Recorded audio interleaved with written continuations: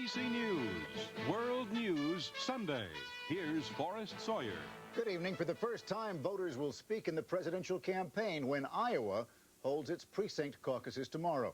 President Bush and Iowa Senator Tom Harkin are considered easy winners. So the first real political battle is shaping up across the country in New Hampshire, where with the primary only 9 days away, Arkansas Governor Bill Clinton's lead in the Democratic race appears to be shrinking.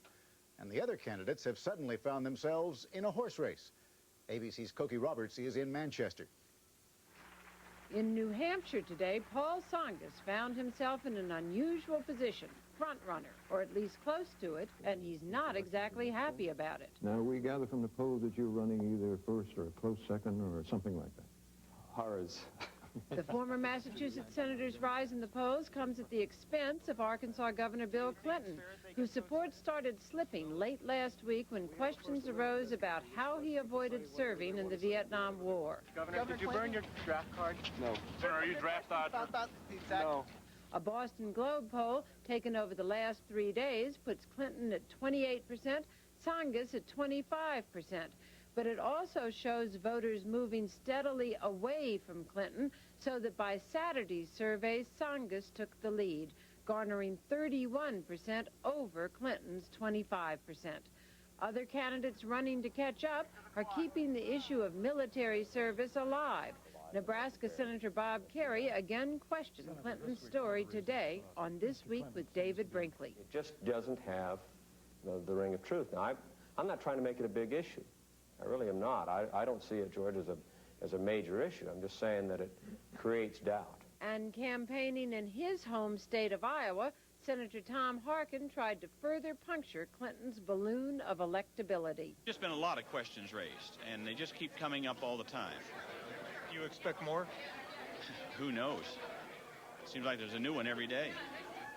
This year, New Hampshire Democrats seemed headed toward picking the candidate most likely to win in November. But now none of these candidates seems any more electable than any other. So New Hampshire will choose whomever the voters like most and let the rest of the country decide if it's the right choice. Cokie Roberts, ABC News, Manchester. One name never mentioned as a potential front runner in the Democratic race, in fact, often mentioned as an afterthought, is former California Governor Jerry Brown. The latest polls show only 6 to 7% of likely Democratic voters in New Hampshire favor Brown. But that hasn't dampened the former governor's enthusiasm for his unorthodox campaign. Mike Von Fremd has more. From his dress to his message, Jerry Brown is once again doing it differently. Come on in, guys, and sit down.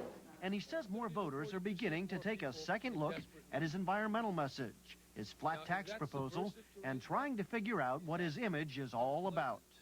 Is it radical? Is it odd? Is it moonbeam? Is it flaky? To raise the question, why a country that has $6 trillion of income in the last 12 years has to cut poor people by 50%? Unlike all the other candidates, Brown will not accept contributions over $100. He says taking large contributions from political action committees and others corrupts the process. So he has almost no money to advertise his message. He relies on an army of young volunteers to convince skeptical voters to take him seriously. At times, it's a tough sell. I don't know if you know who you'll be voting for in the primaries. Jerry Brown? No, I am. Okay. Brown has gotten himself in a catch-22. Without money, he cannot buy media time, and without media time, he cannot raise much money. So he has set up an 800 number for campaign contributions, and at rallies, he pleads for money. Well, even if you want to give 5, 1, anything, it's important to step up and make a contribution. This campaign lives or dies on your support. So they pass the basket. And at strategy sessions, Brown's staff cautions volunteers to conserve campaign literature. Everything costs money, so you try not to just simply dump things in particular areas. Brown has only 7 paid members on his staff. Jody Evans is the campaign manager, learning to do more with less. Every day you have to solve the problems without money, and that brings the best out of people. All we need is a few coach tickets on an airplane, a lot of supporters, some exposure on television, and then for people to call in that 800 number, and we're going to change this country. But this is Brown's 3rd attempt to change the country by running for president. and he has to show some strength and show it soon if he wants to continue to be considered one of the major contenders. Mike Von Fremd, ABC News, Manchester.